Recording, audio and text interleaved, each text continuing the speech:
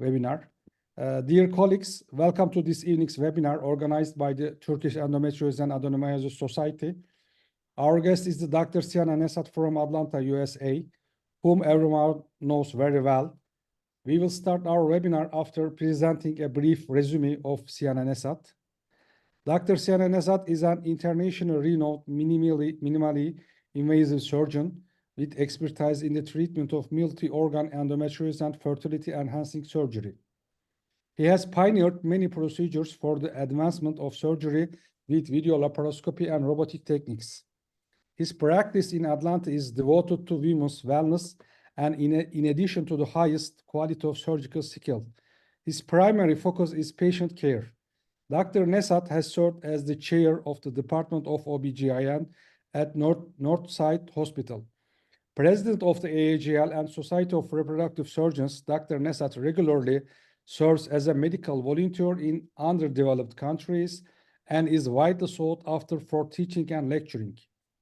He is adjunct clinical professor at Emory University and fellowship director of Nezhat Medical Center. Dr. Ceana Nezhat has authored and co-authored extensive bibliographies and award-winning publications and has also received numerous awards commending his surgical skills, pioneering techniques, and teaching. Today's webinar topic is about intelligent light and endometriosis. Dr. Ceana Nezhat will be giving a lecture about this interesting topic. Dr. Ceana Nezhat, again, welcome to our webinar, and stage is yours, please. Well, thank you very much. Good evening, all friends. It's a pleasure to be with you, and I know some of you may have seen the laser been in the OR with me or seen my presentation, but I heard you don't have it in Turkey. However, there may be a growing interest, so I would share my experience with you. I work with these companies mainly on teaching and product development, but I do like to thank my fellows for helping to put this presentation together. Dr. Connie Chang is my current fellow, and she is one of our participants. So if we go through this list, it has put the comparison of all the different, let me move this because you may not see it. Here we go. Dr. Chang, how do we move this from here to the top?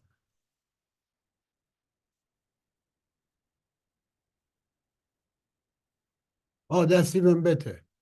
Good. Now you could see the whole screen. Do you see me too or no? Yes, sir. No? Everything Oh, is good. good. We see no problem. And you see the whole slide because I Yes. think laser part was hidden. Now we can see it.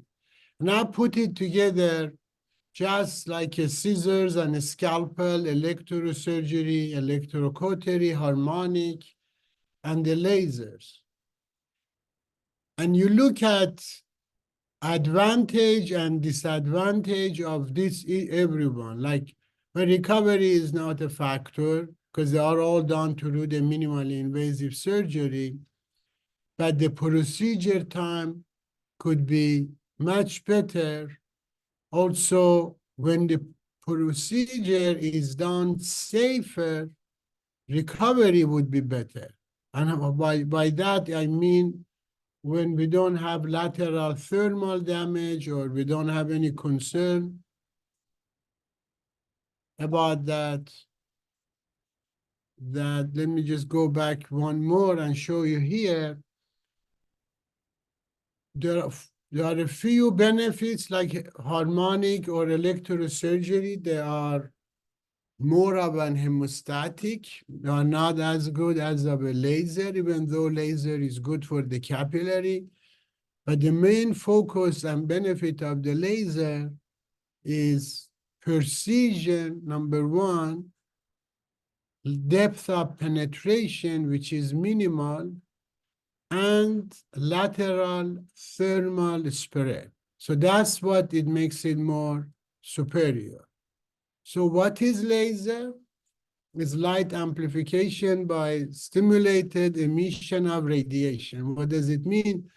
For example, we can have plasma cells, or we can have carbon dioxide. That's why they call it plasma lasers or argon laser. These are all different gases that they go in a specific tube, and by giving them the bright light, like for example, CO2 laser is infrared, and it heats up the atoms and they go move fast and they create energy.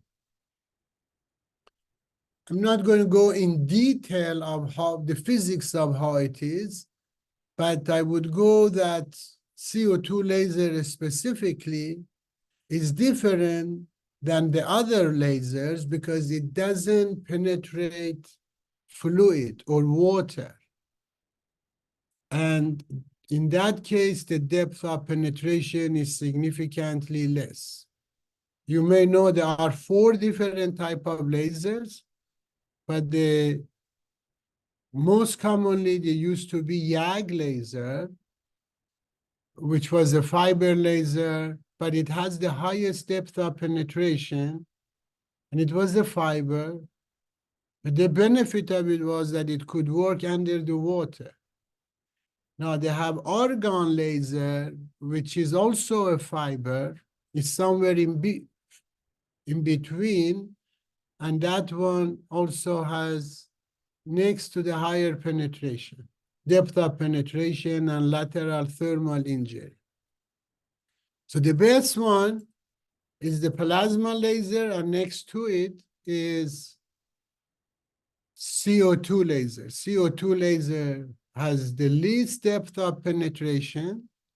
It's more precise and it's more versatile because we could use it either with a free beam through the scope by aiming, and that's what the laser that they use in Star Wars, or they shoot the satellites. Actually, Israelis have the most experience with that.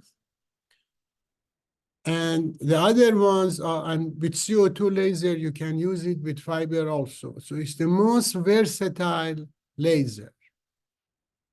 And the fiber, basically, I helped the company develop the fiber laser to be used to the robotic surgery.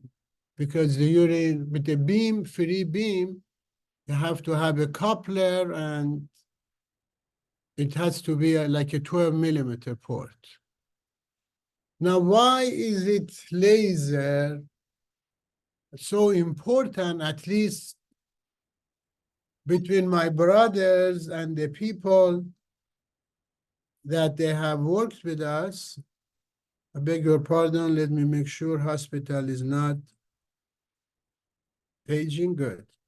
So my brother, Dr. Cameron Nezhat, actually in late 70s, who started working and developing video laparoscopy, he was exposed to CO2 laser. There was an article by Kaplan in 74 that talked about using laser and for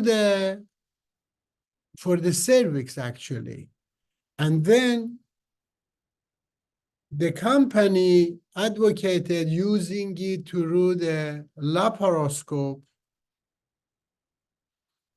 And then Bruja in Clermont-Ferrand wanted to use it, but back then they were not doing video laparoscopy. They were just looking through the scope. So they were not able to utilize it until Cameron developed video laser laparoscopy by combining the video and then using the CO2 laser through the operative channel of video scope by aiming and targeting the tissue. This is the time that we were all together, and the Nezhat suction irrigation device was also developed. And with that, the safety of the procedure magnified. And then Cameron presented in American Fertility Society that when we can treat a stage 4 endometriosis with CO2 laser, and everything else is possible by using the technique of video laser laparoscopy. Video laparoscopy magnifies the tissue. You are in a comfortable position. The beam comes through your operative channel. So that's how everything started. Between all the lasers that I mentioned, there were different companies that they were making it. We had Sharpland here. There are two other companies in US, but the luminous laser has the most experience because it had combined two different companies' technology. And I told you, it is based on the laser in the military who targets, you can control the strength, the precision, and penetration. The criteria to use the laser is we can vaporize, we can excise, it has a hemostatic effect because it absorbs the chromophobe, heats them up, and coagulates the small capillaries. It's not good for large vessels, but the vessels about 4 millimeters or less easily could be hemostatic. There are 3 points: the power that we can use. We can use we call it the power. You can use the millijoules, which is the density or energy, and then it has to do with the diameter of the beam. The wider it is, the more coagulation effect it has. The pinpoint it is, more precision of cutting. So it is very important to look at the wavelengths, the time, and the fluence of the device.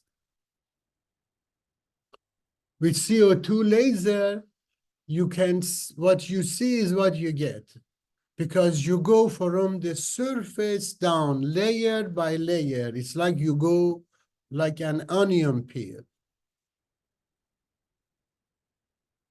Here you see the video. I showed you the hydrodissection because it doesn't penetrate the water. You could see this is a bladder flap and an anterior leaf of broad ligament, proximity to the round ligament.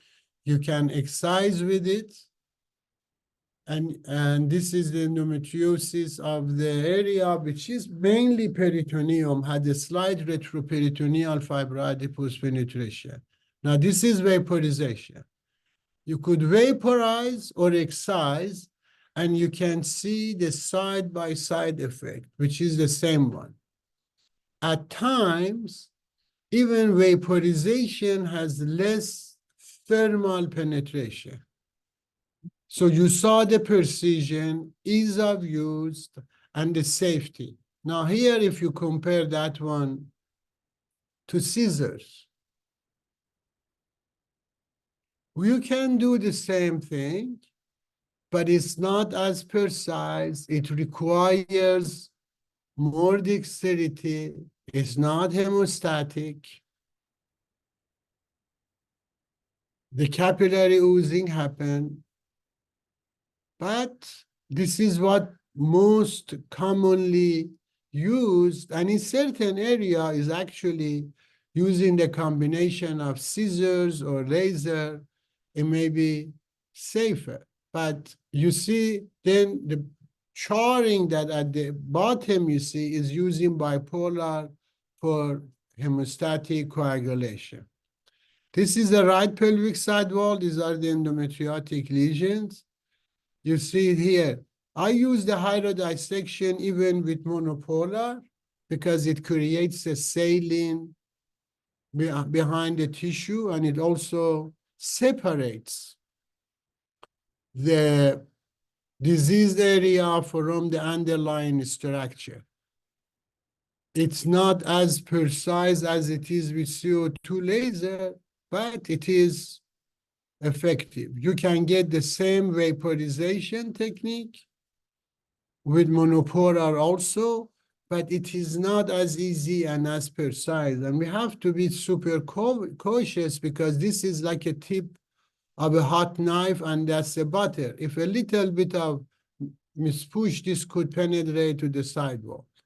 And this one has up to 7 millimeter depth of penetration. Depends if you use coag or cutting. Now this is also the device, actually I discovered it first to use for CO2 laser before endometriosis, and now it's being widely used. It's a plasma jet. Especially this is used more for the endometrioma. This is also bipolar based, but it's an argon gas, which is they call it the fifth material, is very stimulated with hot. It has the precision, but it has more of a coagulation effect. It has to be with handpiece. You have more lateral spread because it's not as precise as this is the beam of the laser you can see on the top. But this is also the next second device. You hear a lot about excision. Excision not necessarily is the only choice of treatment. Elimination or eradication of a disease is the best choice. This is CO2 laser excise, but on the next of it, on the side, this is vaporized. These are all on the pelvic sidewall with hydrodissection. Under it, there is ureter, obturator vessel, external internal iliac vessels, but knowing the principle and the safety margin, this is a vaporizing on the superficial hypogastric nerve pathway. And you can do this with The comfort. endometriosis of the left ureter is visualized here. Peritoneum is grasped and excised using the CO2 laser. The left ureter is visualized here.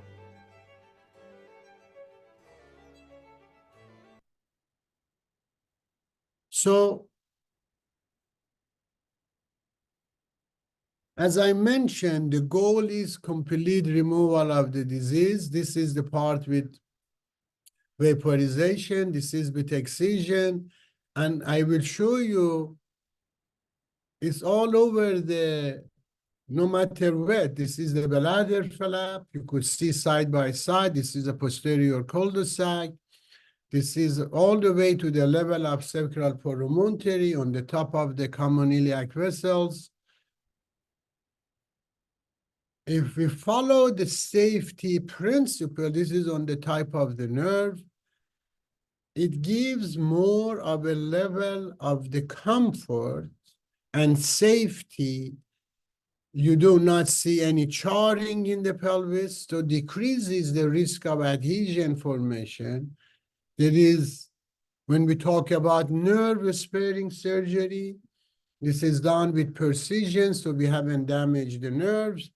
That's why recovery is better, complications, risks are less. Now, other people are really focused with this excision matter, and I don't advocate it. CO2 laser could be used even for excision. I showed you everywhere. But here is actually, he did residency training with me and then fellowship. And doing here, this is a small bowel. This is a small lesion. And there are a few people who go use the low power laser and excise everything everywhere. This is fine, but I think it would increase the risk of complication. The reason is, and also adds to the thing, because this lesion when you excise it, sometimes you have to go put a suture on it. Sometimes you see at the same side, you are vaporizing it, and then the lesion that it is, or the defect that it is there, it could have perforation. So those spots that I showed you when it is on the surface of the bowel, it could be easily vaporized and you get the same results. Regardless, here, because of the use of the low power laser, you can see this is only the serosa, the macularis, and there is almost no thermal spread. I briefly told you about the free beam versus fiber, and the fiber, before there were YAG fiber and argon beam, and now we have fiber of the CO2 laser also. But CO2 laser has the only one who has free beam. My brothers and I, from the very beginning, we got used to using the free beam. The reason is because it comes through the operative scope. So we have the cutting device, the beam, right on the level of our eyes. And then we can control the scope and the laser, and then go anywhere we want and reach the disease, no matter where it is, in the pelvis, upper abdomen, cul-de-sac, hidden area.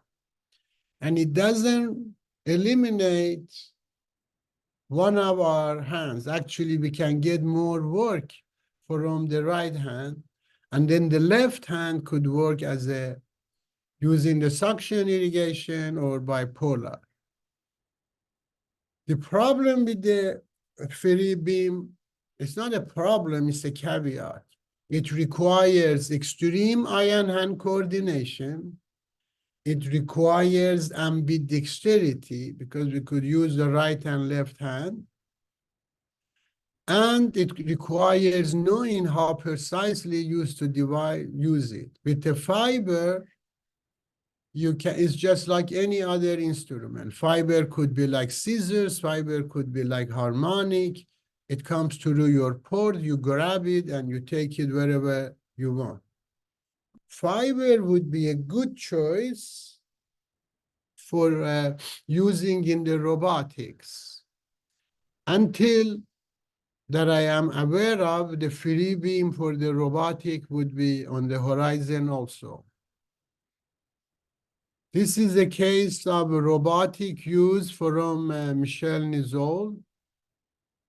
This is the posterior cul-de-sac. So it looks as the soft tissue. You can read the detail. But with the fiber, with the robot, you grab it. You have to be very careful. If the fiber touches the tissue, it could break or it could block.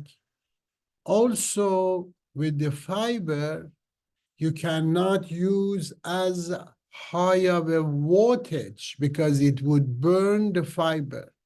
So you use lower wattage, therefore it takes longer and you have more lateral spread, thermal spread.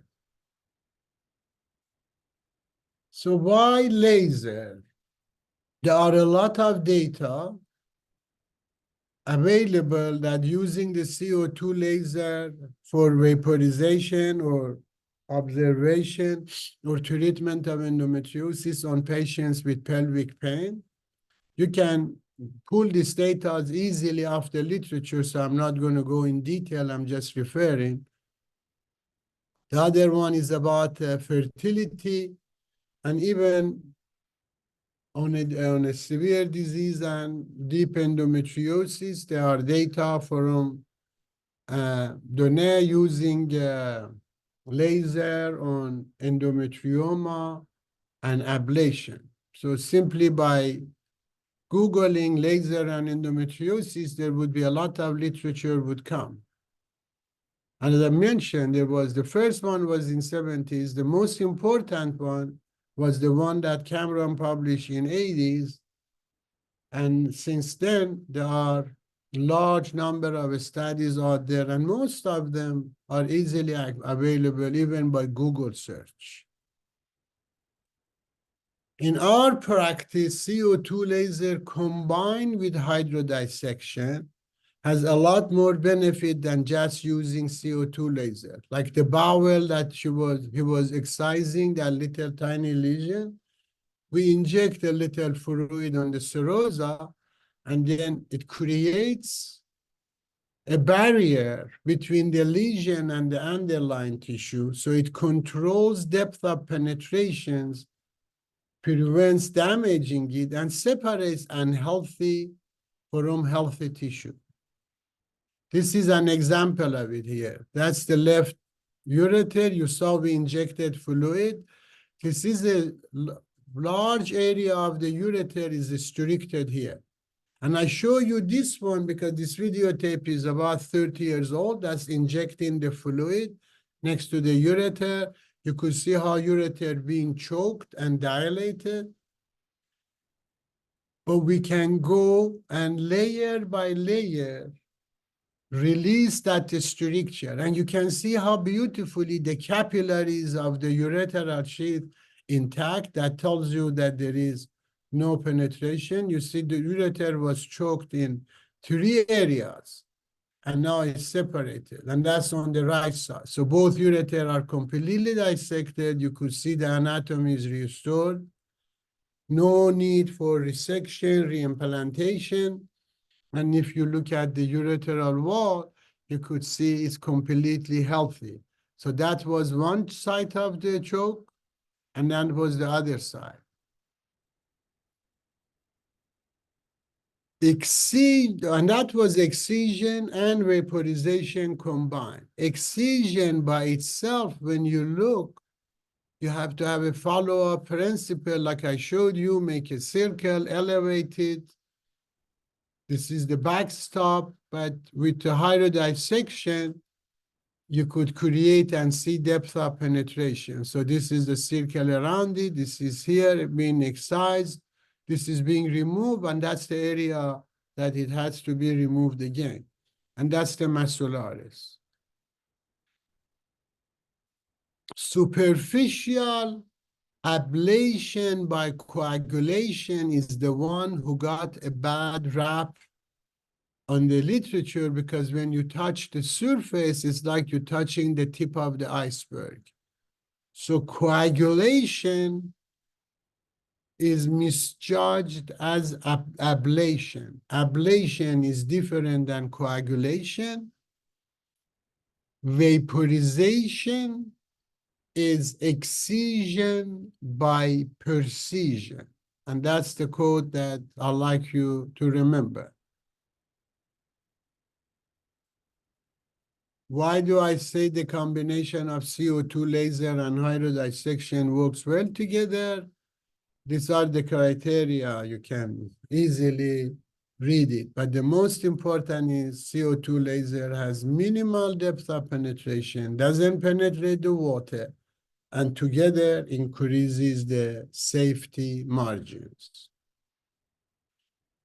This is a case of mine, and you can see on the CT CAT scan, CT colonoscopy, a large segment of the bowel was restricted.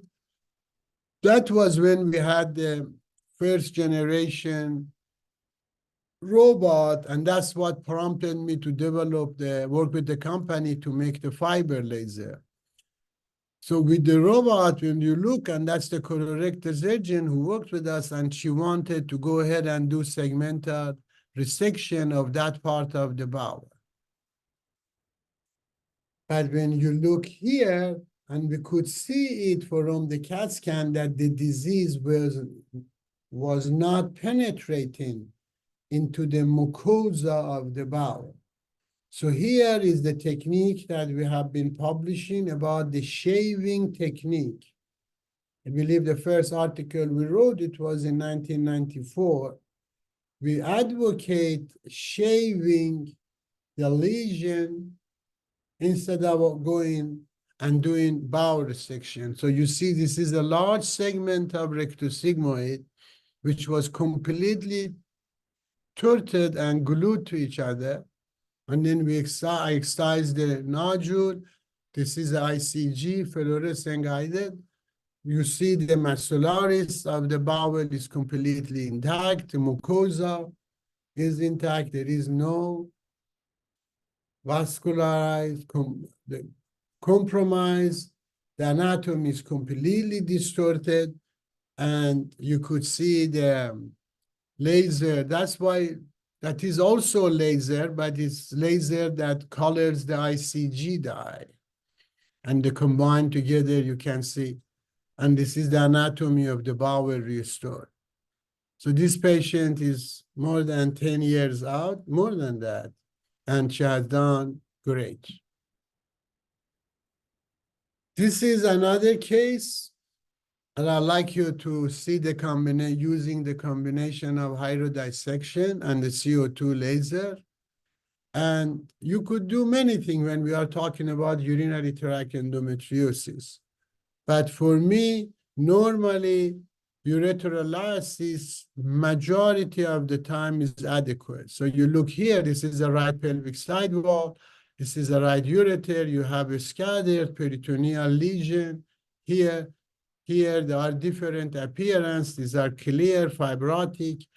And this is the one, this area that has more of a depth of penetration. So you look here, we inject the fluid, automatically raises the peritoneum.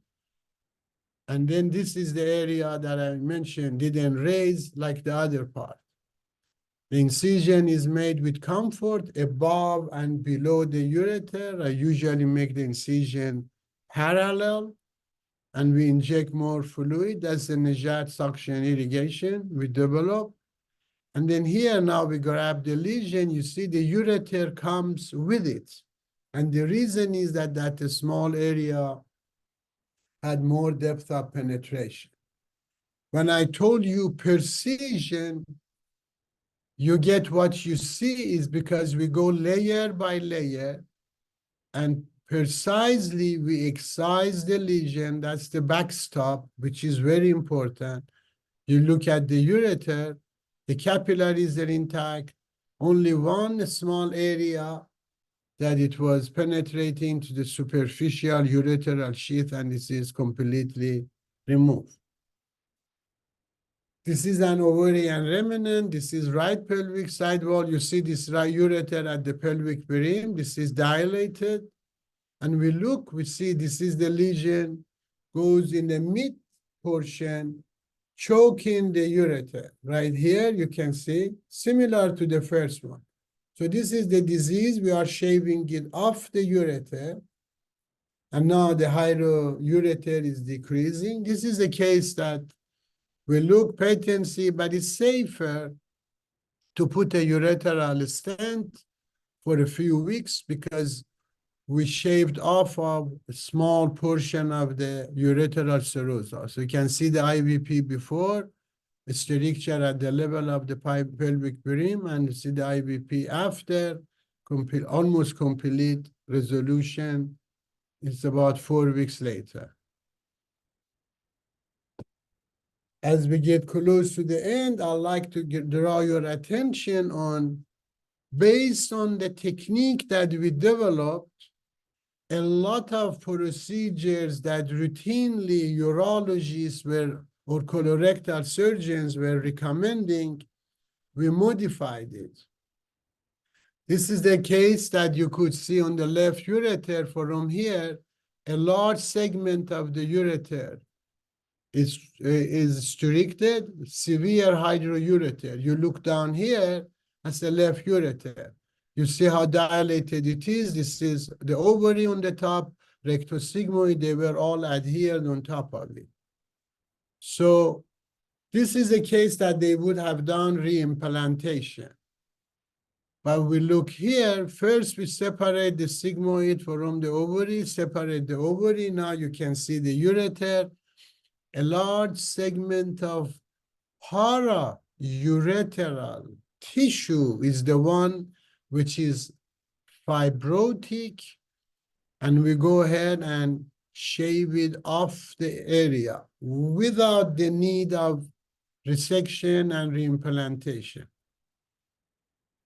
It goes right on the top of ureter, very narrowed down ureter, and then we go with precision, excise that fibrotic area.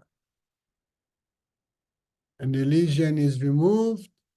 You can look here, this large segment of ureter, which was choked, are now restored.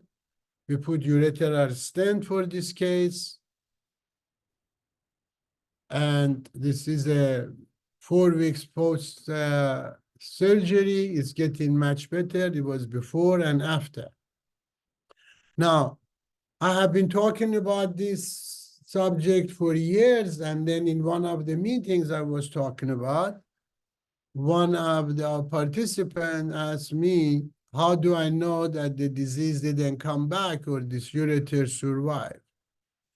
So 14 years after that procedure, we brought the patient back, did an IVP, and the ureter is completely normal. I have submitted this video entirely to fertility and sterility. It's about 7 minutes that you could see the entire case and the IVP follow-up 14 years later. I recommend for you, it is on YouTube. You can look at it yourself. So not only our results are good, the long-term results are excellent.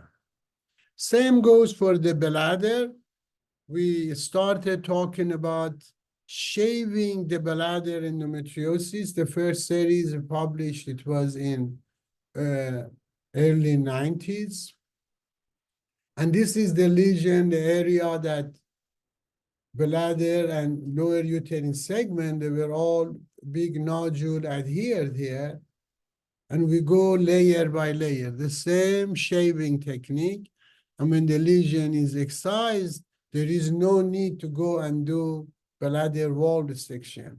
And here is bladder is dilated almost to about 800 cc, remains intact, safe, and no lesion involved.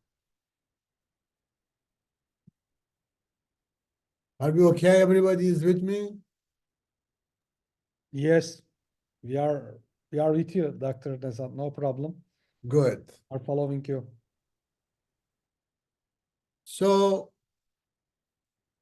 we talk about being able to reach unreachable area and have the most and the best. Have you had your Rocky yet or no? No Rocky tonight? It's in the middle of the talk. Just making sure everybody is awake. In early 90s, we published a series of using diaphragmatic endometriosis, and this is this series are also available. We have published about it in fertility, sterility. But one thing unique about this article, I have to tell you, while you are watching the video, we advocated that majority of diaphragmatic endometriosis are intraperitoneal, and it could be treated safely with good long-term outcome, regardless of their location, their place, by laparoscopy with precision. And back then,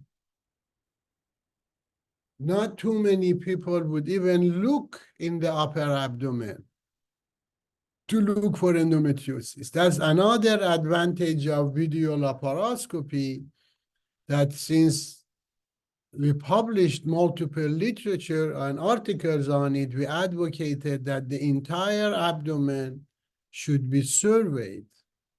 And if you look at the literature today, then you look at it in early 70s and 80s, the incidence of using diaphragmatic and thoracic endometriosis reported has increased. It doesn't mean that the disease has progressed or the incidence has increased. it means it is being more diagnosed. And we wrote our series in a 24 women. We're talking about 1998. I believe some of you were not born then. But after this article, I'm sure some of you who deal with endometriosis know about David Redwine. God bless his soul, he just passed away. But he wrote an article on fertility, sterility completely against the article we wrote, that he says with laparoscopy, treatment of endometriosis of diaphragm is inadequate and laparotomy is superior. Well, time has proven him wrong because we have so many articles published about superiority of the diaphragmatic endometriosis treatment. Actually, I saw a few excellent articles in Turkish, German journal with beautiful technique, beautiful pictures. So I know even in Turkey, there are, I shouldn't say even, because Turkey is one of the most advanced regions when it comes to the endoscopic surgery. The data has been reported a lot. So time has proven what we claim, that with video laparoscopy or video laser laparoscopy, the disease, no matter where they are, how severe they are, it could be treated with better results. So that's the one. Now a few clips on the fiber laser. So for you to see the difference, these are adhesions. You see the bladder adhere to the lower uterine segment. I just made these videos for you, although I don't use fiber laser that much because it's too expensive. But for people who may not have the free beam or iron hand coordination, this may be easier. There is Gargiulo from Brigham Woman, a good friend of ours, REI. He publishes a few papers on using fiber laser.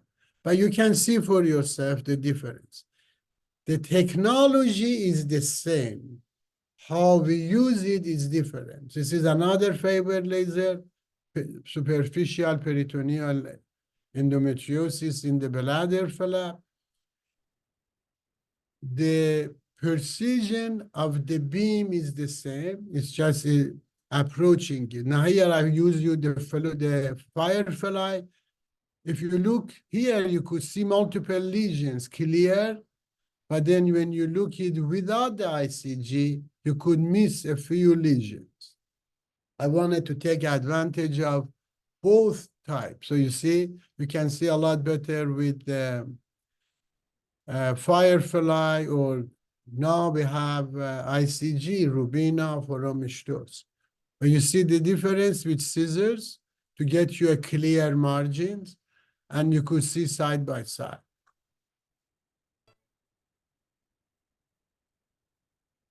That one I showed you, but this videotape, you can Google it. It is on YouTube. We have put it for the public by some of our fellows. There are a few videos, like the ureters, everything our fellows have put together. So I'll let you just, for your own reference, you can go back and look the entire. But here you could see when we open the peritoneum, even the CO2 gas goes retroperitoneum and creates a space.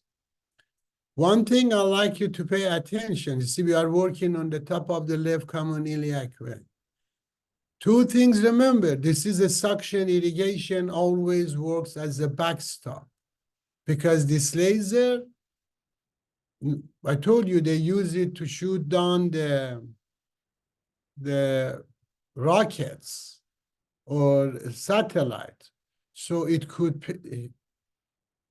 hit as far as you can aim at it. So first, use the hydrodissection. Second, use the suction irrigator as a backstop. So there are two safety margins that I advocate. I have seen videos of people, not like the one that I showed you, was using it on the bowel and excising. I've seen person who wanted to do it on the top of external iliac artery and hit the vessel, created a pumper. So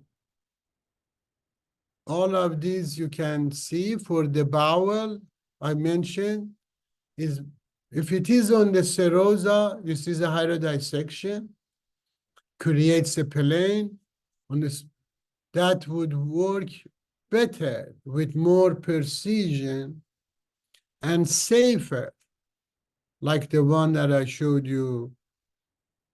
And that one you can actually see it online too, because the company, when they have a speaker bureau, they would put these on their website.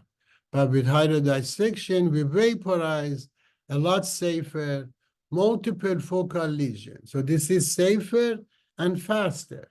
Remember, if we wanted to go and remove all these 20 lesions with the same speed that the individual was removing it, it would extend the length of the procedure. This is the ureter resection. I won't get you to it, but you could see the choking ureter, left side, ovary is stuck to it, the bowel is stuck. Again, we use hydrodissection to treat the disease from the surrounding area. The goal is to restore the anatomy.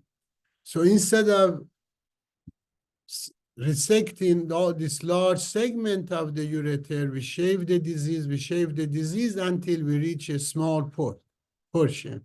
You see, the rest of the ureter now is healthy. The capillaries are intact.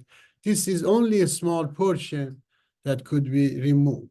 So not only this patient didn't lose a large segment of the ureter with reimplantation, she just had ureterostomy. And here, the rest of it, I'm sure you all know, it's just the regular. Cut the disease area with a healthy margin, and then the suturing.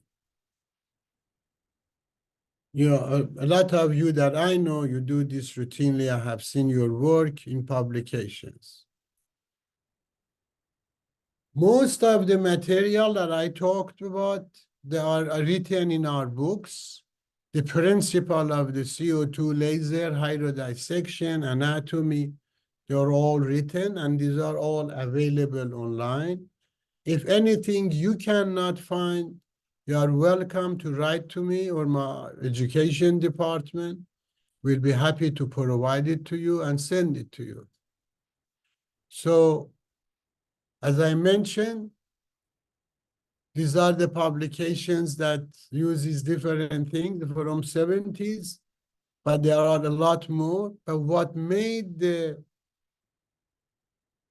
CO2 laser well known to the society, to the point that in early 80s, in late 80s, early 90s, they didn't call it minimally invasive surgery or laparoscopic surgery. They called it laser surgery. So if you read the literature back then, they called it laser surgery.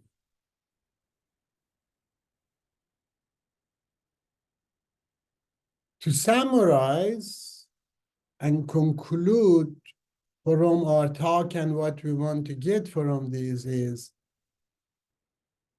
we published in 1992 an overview of all the different techniques that could be done with minimally invasive technique of video laser laparoscopy. And that time, we claimed that with video laparoscopy, you can treat any disease as long as you can have a cavity or a cavity created. We wanted to say better, but carefully said we said with good outcome, as good as laparotomy, if not better. that claim was 32 years ago, and for yourself, you can see now that a lot of procedures are not done by laparotomy because it's harder to do it.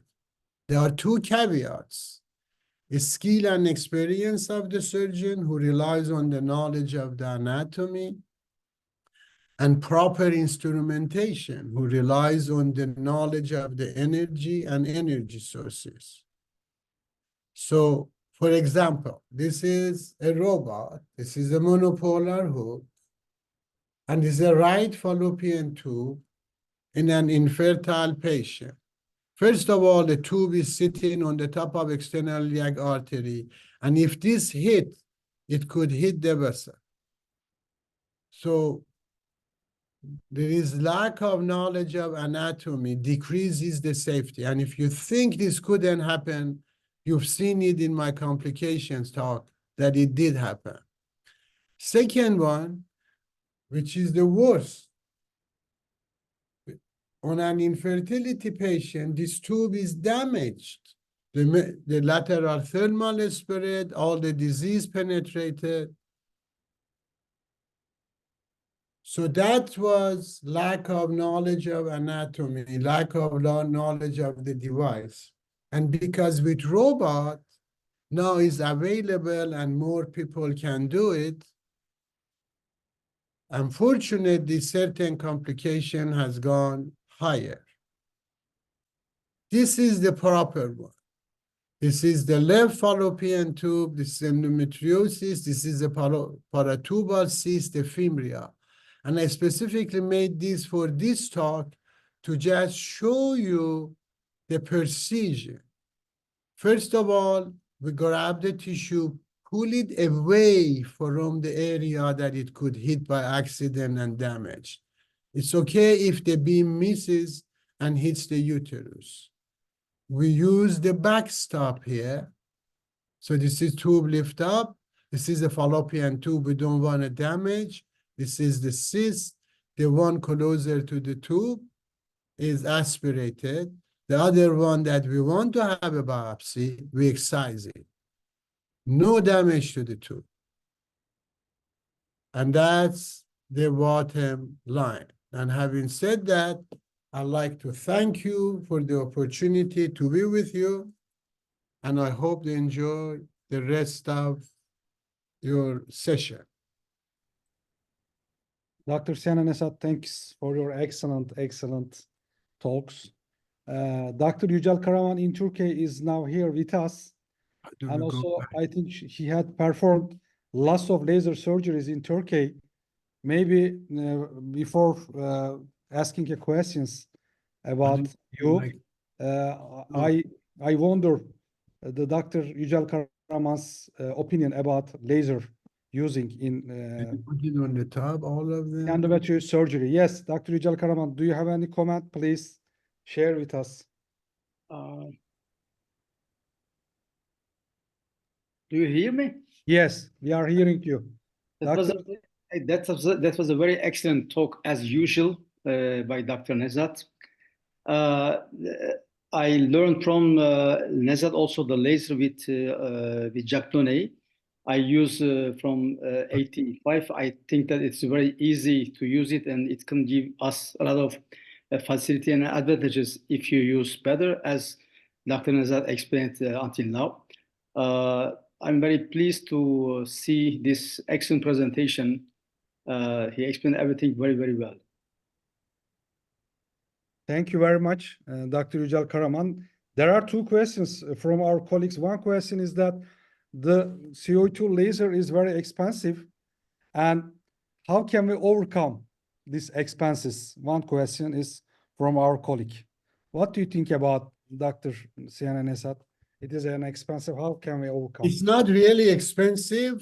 It's upfront expensive because you have to buy, I think it's about $45,000 you buy the machine. But if you looked at the harmonic scalpel or harmonic shears that you use, each one of them that you use is about $900. and the hospital probably charges more. So the upfront fee may be a lot, but in the long term, as I mentioned, it could save time, it could be safer, and it really doesn't cost much to use it except for maintenance. Now I think the companies even lease it. So I cannot talk on the expense on the thing, but for me, when you put, it helps me speed up the process. It makes it safer. It helps me do more of a treatment. In the long term, it's not really that expensive, even for the patient. And the hospitals now, for example, in our hospital, they lease the laser. So they charge, I believe they charge the patient a certain amount of time that the laser is used. And I use it very fast, like cases I use 15, 20 minutes. And they have overcome the upfront cost. So you don't have to buy the machine. You can just lease it and use it per case. I know about US, I don't know about Turkey, because a lot of our fellows have gone and used it, and that's how they call the company who bring it for them. I don't know how expensive is it in Turkey. I have no idea about in Turkey because I think only one or two surgeons are using. The one is that Dr. Yücel Karaman. I think we can direct this question. Is it very expensive, Dr. Yücel Karaman, in Turkey using laser? It depends on the watt of the laser. If you want to buy a laser of 55 watts, it is approximately $120,000. Per cases? No, No, the whole machine. The whole machine. it is one of the less expensive technique when you compare with the scissors or with the other instrument that you use. In the long term, it is not very expensive. It is very it's not very expensive machine.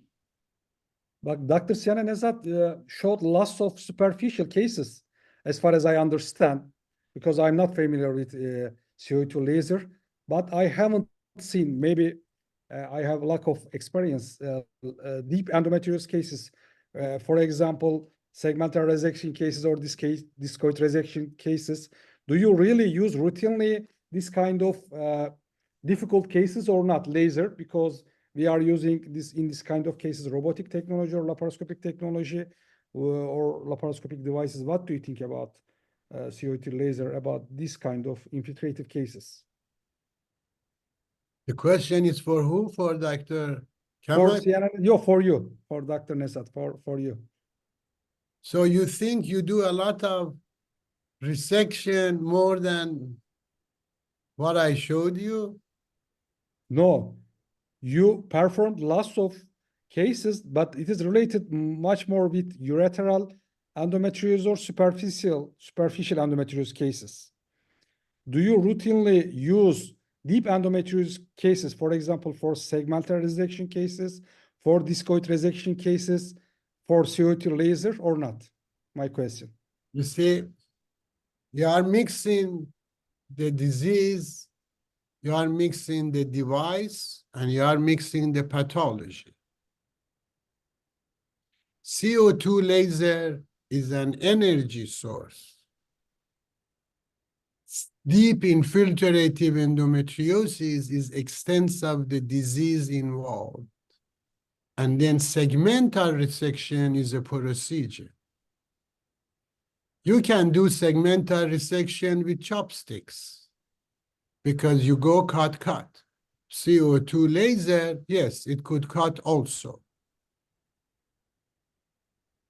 Infiltrative and superficial endometriosis, I do not think you can find in the literature anybody has published or has number of cases that I have presented in my meetings about excision of deep infiltrative endometriosis, just like I showed you on the ureter, are on the bowel. So no, all of the cases that I showed, they are not superficial. Superficial has to do with the depth of penetration and the location. The diaphragmatic lesion that I showed you, it's not all superficial. They were infiltrative endometriosis, but the diaphragm is a thin layer when you compare the diaphragm to like a sigmoid colon, which is thick. So I'm sorry I didn't explain better maybe during my presentation that you misunderstood. I'm showing superficial lesion. I showed you the lesion right on the top of the left common iliac vein, which looks superficial, but the peritoneum is thin, or external iliac artery. And I shaved a large segment of the ureter or bowel for you, and they were all deep infiltrative endometriosis.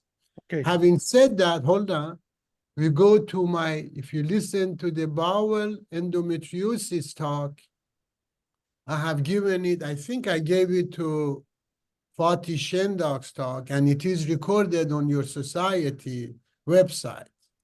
I show disc excision, segmental resection, depends on the location of the bowel, with or without CO2 laser. But majority of the time I shave it off, like the ureter resection that I showed you.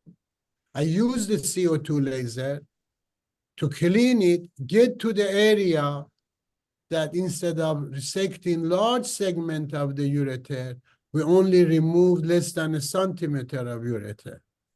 So I don't know if you recorded this talk, just go back and look at the ureters and the bowel that I showed you, and it would answer your question. Okay. Thank you very much. Another question from our colleagues is that what is your management for non-functional one-sided kidney due to ureteral endometriosis, nephrectomy or follow-up only? If they don't have symptom, leave them alone. If there is no symptom, there is no need to do nephrectomy. Okay. I have a segment I have published on the ureter endometriosis. We published our experience in the Journal of Nature, and we have mentioned management of the GU endometriosis, in particular ureter endometriosis. If there is no symptom, leave it alone. Okay. Another question is from Dr. Seher. Laparoscopic or robotic surgery, do you prefer for laser? Advantages or disadvantages for laser usage? Laparoscopic versus robotic. It is, for me, because I have a skill on both, Sahar has seen it, I use both, depends on what is there. But laparoscopy is more cost effective because it's a free beam. If you use fiber, it adds about $1,000 cost to the procedure until we come with the beam. Dr. Yücel Karaman, what do you think? The same question, if you direct the same question to you. Robotic or laparoscopic surgery? I don't have too much Laser. experience on the robotic surgery, but if you use very good the laser as Dr. Nezhat, it is better to use the classic laparoscopic way. Okay. Another question is that what is the learning curve? How many cases, if we perform laser surgery in deep endometriosis cases, or in endometriosis cases, we can say that yes, we are enough. We can do very easily these operations. What is the learning curve? Do you give any number, or what do you think, Dr. Nezhat? This question, and it comes up in the literature also, but it is the most unwise question to ask, because the learning curve has a lot to do with multiple factor, skill of the individual. So it's not the number of cases, because you can build up your number of cases in a pig lab. A skill has to do with the knowledge of the anatomy and proper use of the instrumentation and technique. These days, we have so much simulation, we have different anatomy labs that easily that learning curve could be shortened. Okay. Dr. Taner, do you have any question before closing? We have First of all, thank you so much, Ceana. It's very good for us to see your presentation. As always, you shared your very great experience about endometriosis surgery, laser, endoscopy.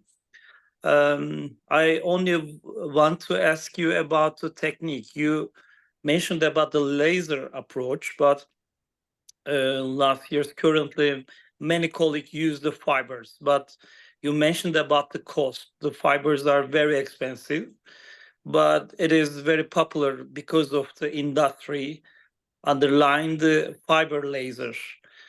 But when we look at the technique about the laser, the main approach is touch or non-touch technique. But when we teach the laparoscopy or robotic surgery, we use that technique, traction, contractions, open the space, get the gas inside the space, and etc. The techniques are completely different. How is the percentage of the classical techniques in your endometriosis surgery? How is the percentage of the laser in endometriosis surgery? Thank you so much. These are very excellent points that you bring up. And it goes back to the previous question. The learning curve is a lot shorter with the fiber laser than it is with the free beam. So that makes it a lot easier.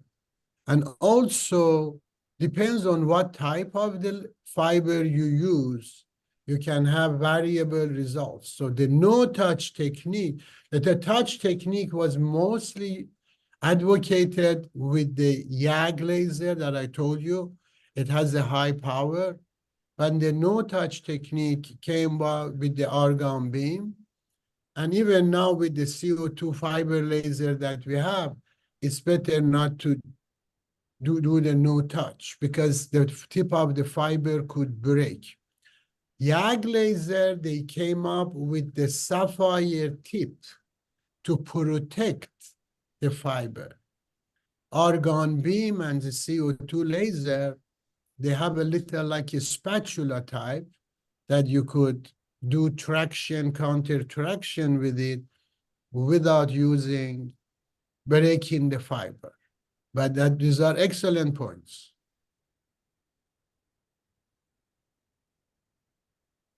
Thank you very much. Our president, Dr. Ümit İnceboz, donated 2 saplings to the Tema Foundation in the name of Dr. Ceana Nezhat. In Turkey, they will plant these saplings in your name, Dr. Nezhat. Just remind me, I will to tell you about this webinar. We donated 2 saplings in the name of you, and they will plant these saplings in our Turkish forests. I think there is no questions, and I really thank your great contribution this webinar. Before closing, I want you to listen your last words. Yes, stage is yours. Thank you very much. Now, my last word, you guys are I mean, I've come to Turkey and I know you all is like my hometown, so you all are fantastic. For me, it's hard to say no when somebody from Turkey tells me, oh, we want you to come or talk. It's been a pleasure with you as always.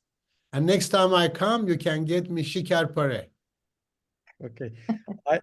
I remember that you are saying all of us Turkish mafia.